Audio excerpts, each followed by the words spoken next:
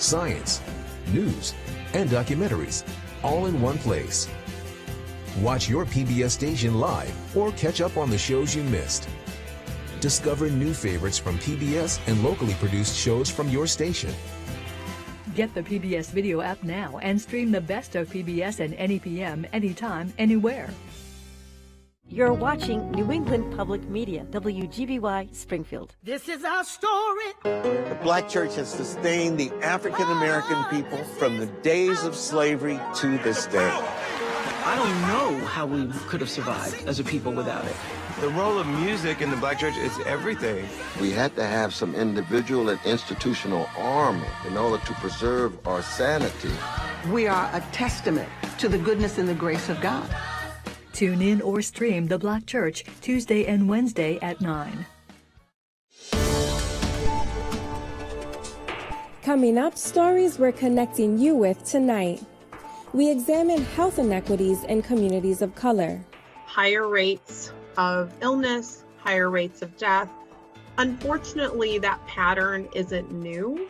One woman turns her personal tragedy into an effort to help others. There are so many people that are really suffering. We are trying to reach out to those people that really need a voice. And longtime Northampton Mayor David Narkewicz on his decision not to seek re-election. I'm going to work as hard as I can for the people of Northampton and try to finish some big projects that I want to get accomplished before my term ends. Then I'll assess what's out there. Details on those stories and more up next on Connecting Point. Support for Connecting Point is provided by our contributing viewers.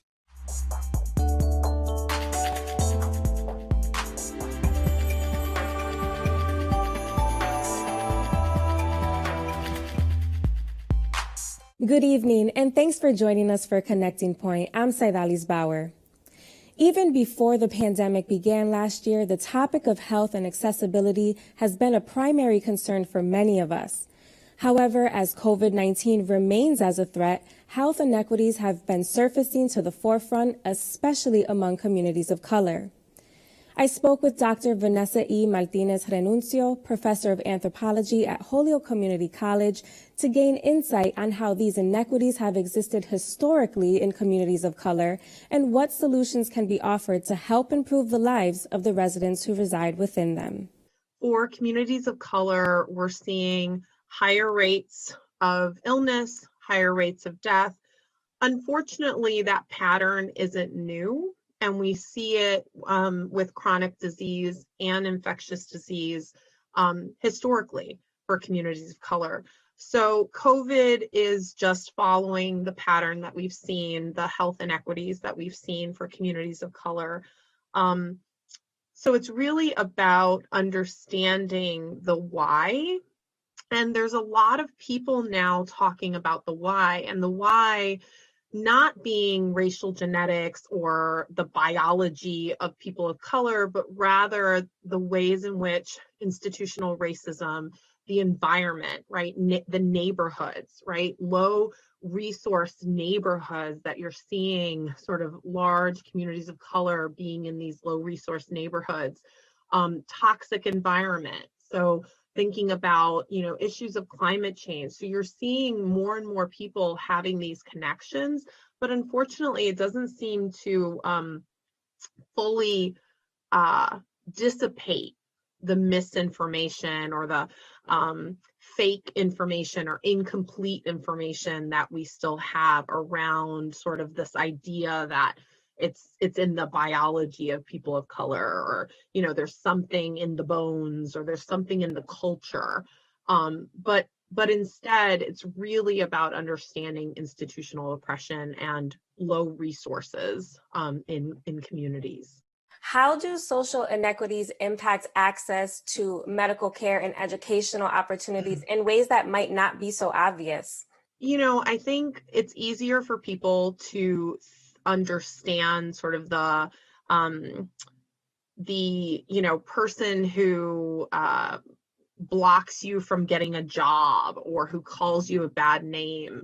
It's much harder to understand the ways in which institutions like education, and believe me, I'm a higher ed professor, but right, the ways in which education or the media or our government really work together in ways to really block access. And part of the talk that I gave was about thinking about the ways that we can hold our policymakers accountable, right? And think about the way, not just in implementing policies, but also in following them through, right? Like really understanding, okay, we need to make this change. How much change do we make? And how do we ensure that it's happening, right? That these changes are happening. As a trained cultural and medical anthropologist, you describe your approach as using a historical lens and an anti-racist perspective. What does that mean, and why is it important for you to use this approach?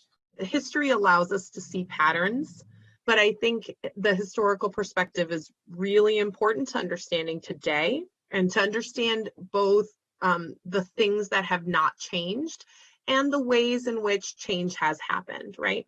In terms of an anti-racist lens, I think that race-first perspective really allows me to better engage, not just in communities of color as a Latina with light skin, right? But also in white communities, and being able to talk about these issues and really push people to engage in ways that are meaningful, but also push them out of their comfort zone, right? So in my talk, I spoke about the growth model, which is not my own, but it sort of makes an argument, right, that when we're in our comfort zone, we don't necessarily engage with new information because we're comfortable. That's where we want to stay, right?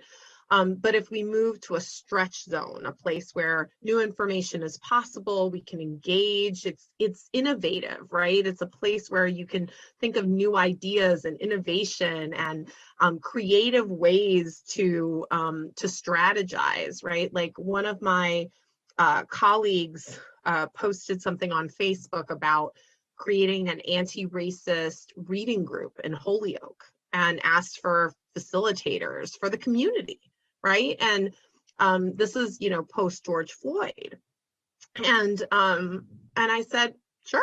So I engaged a colleague of mine and a friend, and we are, we are co-facilitating anti-racist book club, right? Like reading together and having a discussion and bringing it to the local level. Like how does this impact our local community here in Holyoke?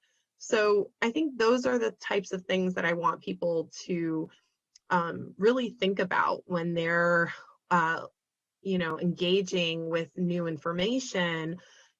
How can they make a difference? That's really the point. How can you make a difference? Are there any communities where progress has been made to equalize some of these inequities, and what can we learn from them?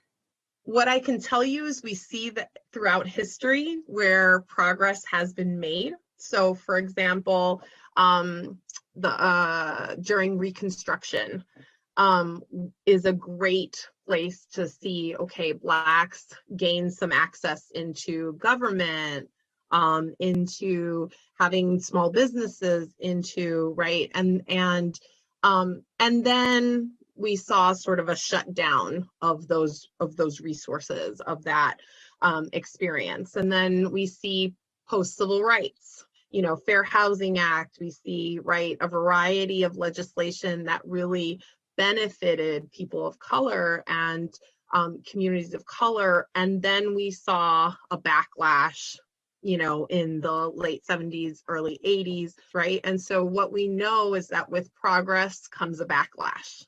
And so we have to fight against those backlashes, because what history has shown us is that we're not always just moving forward.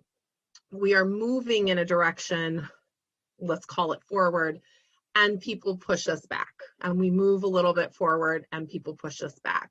So what history has taught us is to just keep moving forward and address the backlashes when they happen, right? Whatever those look like. So if you're me, you are giving talks like this, you are teaching courses, you are engaging with research in Springfield on climate change and racial justice, you are, right? And so I am hoping that the work that I do with my students, the service learning project that the students are doing with the organization that I work with, that they are learning, right, this information, and that they then pay it forward.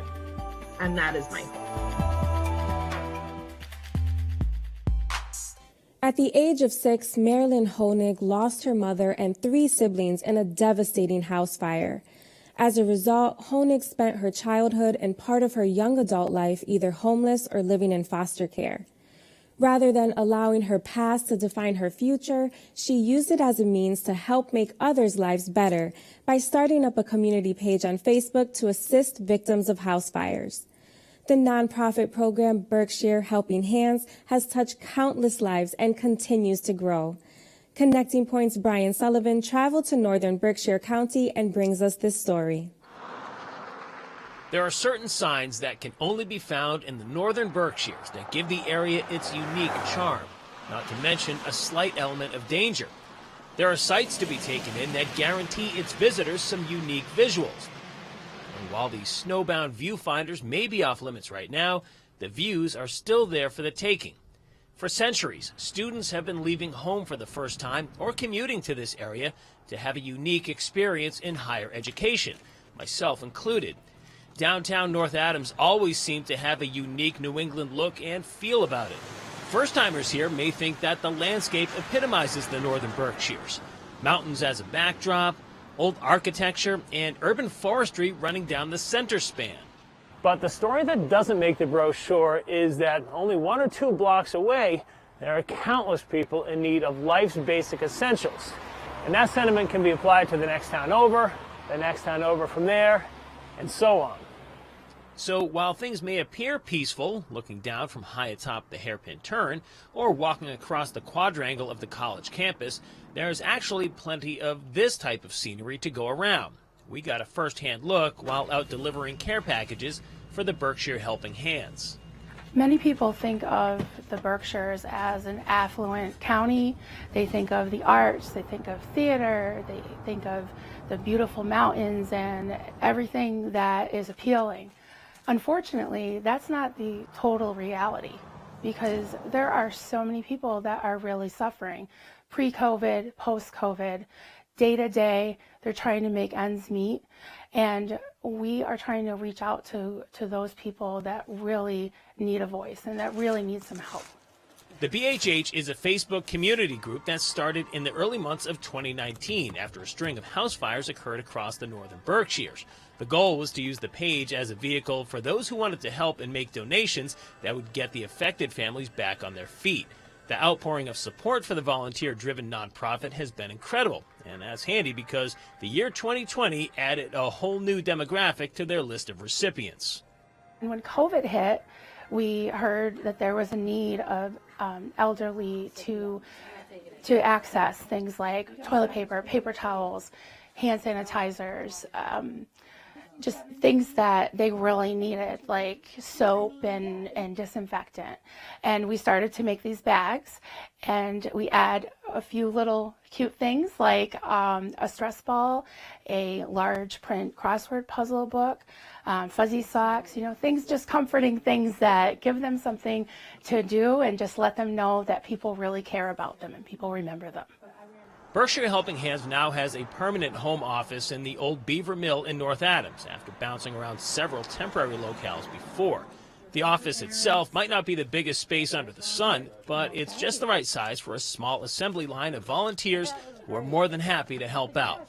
If Marilyn needs help on a weekend, on a Sunday afternoon, she'll call me, I'll come in and we'll put bags together for the elderly or for the homeless, and just take an hour or two to get together on a Sunday and just put some packets together for people. If the Facebook page is the vehicle for the community to donate, then the vehicles of the volunteers are the actual means by which the care packages get delivered. Unless, of course, they have permission to use the North Adams Council on Aging van as their delivery system. Since the mission falls under the purview of taking care of seniors, and the van was getting minimal use, it only made sense. Driver Kevin Hempstead obliged in letting us tag along. Hempstead himself, a volunteer firefighter in Clarksburg, is one of the more pleasant people I've come across in this line of work.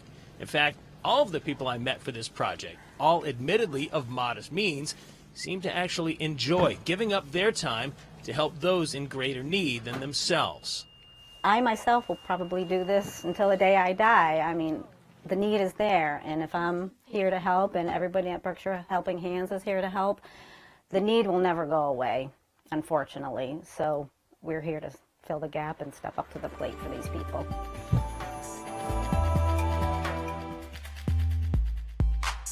There will be a change of leadership for at least 2 major Western Massachusetts cities after this fall's elections. Mayors Alex Morse of Holyoke and David Narkewicz of Northampton have announced their intentions not to seek re-election. Both mayors have guided their cities through some challenging times, including the COVID-19 pandemic. Connecting Point's Ray Herschel talked with each mayor about their decision to step down and future plans.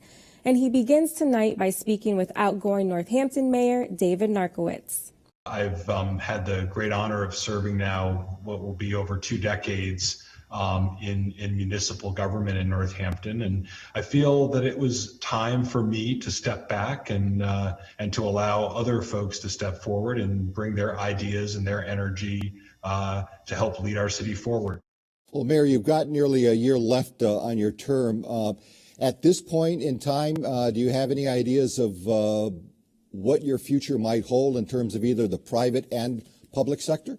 I don't have a clear idea. I mean, I've been involved in public policy and public service of one form or another my entire adult life, whether my prior career as a congressional aide, I was also in the Air Force, and so I'm going to serve out the remainder of my year. I'm going to work as hard as I can for the people of Northampton, and try to finish some big projects that I want to get accomplished before my term ends.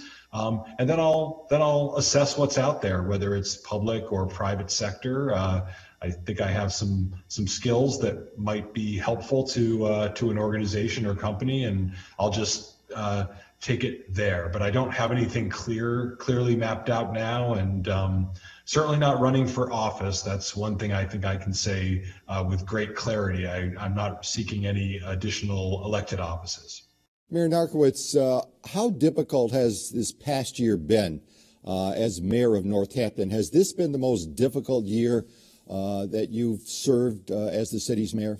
I can't imagine there's a mayor anywhere in America who wouldn't say that COVID, serving during COVID was not the most challenging. I mean, it's just obviously a once in a century pandemic, and it has challenged us. But in many ways, I think it's for me at least, it's affirmed the work that we do, and it's made me proud of the people that I've appointed to key positions, in public safety and public health. And I think we've risen to the challenge and worked really hard to protect our residents and make decisions, sometimes without a lot of information, but make decisions in the best interest of the city. So it's been challenging, but I also feel like, this is what I've prepared for, and when you're mayor, part of taking that oath is being able to lead in unknown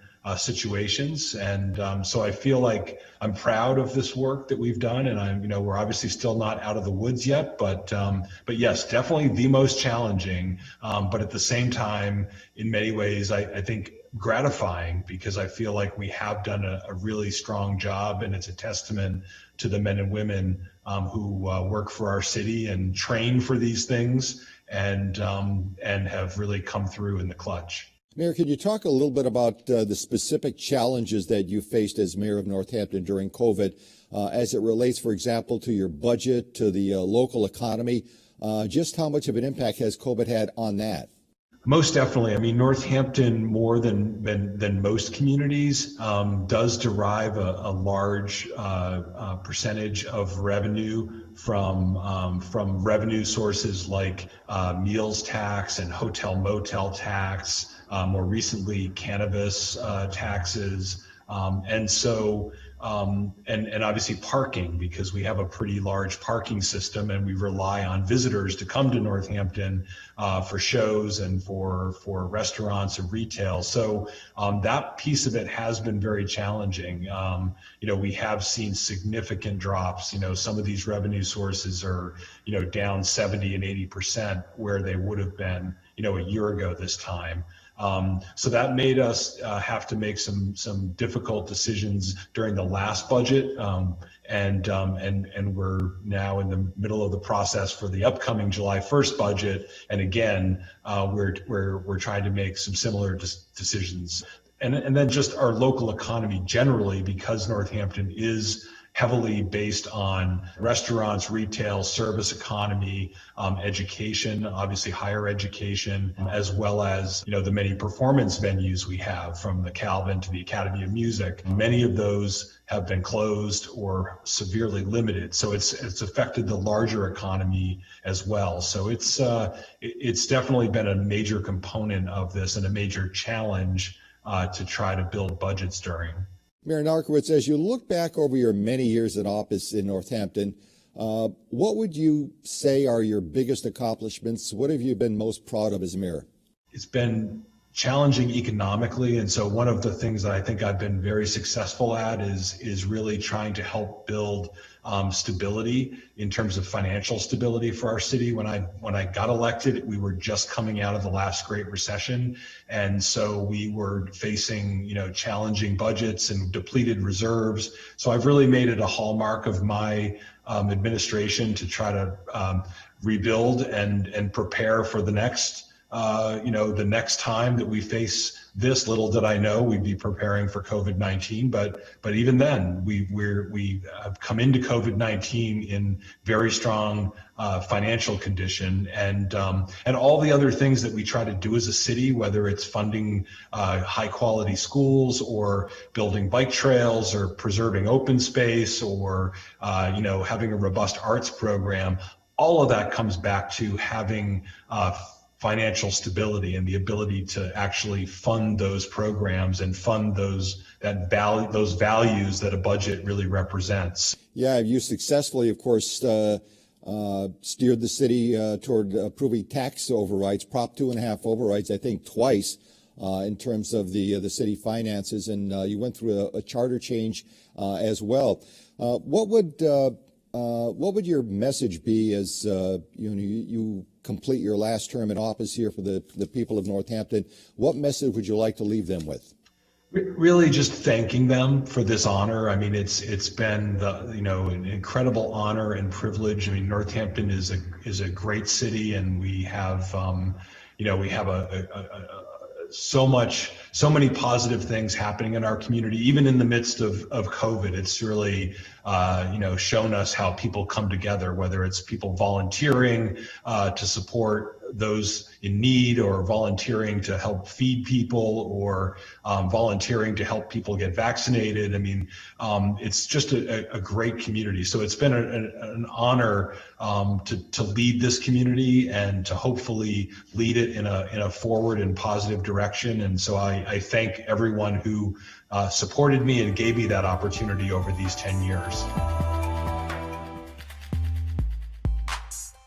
Next Friday on Connecting Point, Ray Herschel speaks with Holyoke Mayor Alex Morse about his decision not to seek re-election. We've been feeling winter's full effect the last few weeks in western New England with several snowstorms and frigid temperatures. While some prefer to stay indoors where it's warm, Dave Rothstein does not. The snow provides him the chance to create his favorite artwork, snow sculptures. Connecting Point's Ross Lipman met Rothstein in Heath to see how he turned over 2 tons of snow into his latest sculpture. My name's Dave Rothstein, and we're here making a snow sculpture on Burnt Hill in Heath, Massachusetts. In some respects, it's a glorified snow person, and so I think it's art. It's a creative outlet, and anyone can do it. So I don't think of it as an elevated form of art. It's not high art. It's just a wonderful way to pass the winter and enjoy it when you're getting some cabin fever.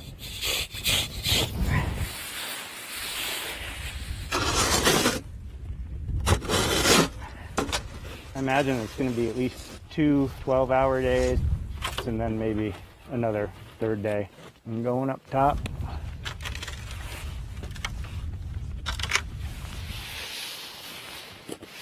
It's amazing the structural integrity of snow when you compress it down, the things you can do. Oh, the views are stunning. It's got a soul of its own. I was going to do it oriented that way so you could see it from the house. Yep. But this view with the trees. We've had a lot of inquiries. We've put it out there on Instagram and Facebook, you know, what's this going to be? And people are really excited to see what it is.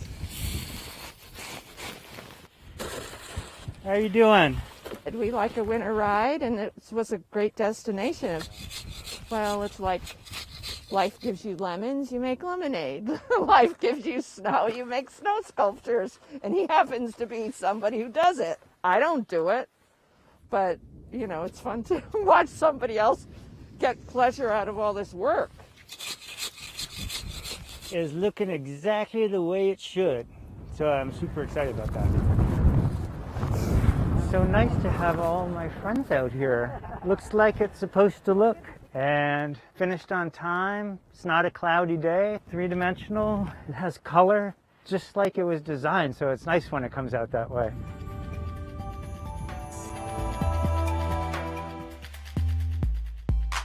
That does it for Connecting Point for February 12th, 2021. Remember, you can always find the stories that you saw tonight, as well as exclusive features, digital-only content, and more online anytime at nepm.org/connectingpoint. And please join us again next Friday night at 6 right here on New England Public Media for more stories of the people, places, and ideas that matter most to Western New England. I'm Zydalis Bauer. Be safe and have a good night. Support for Connecting Point is provided by our contributing viewers.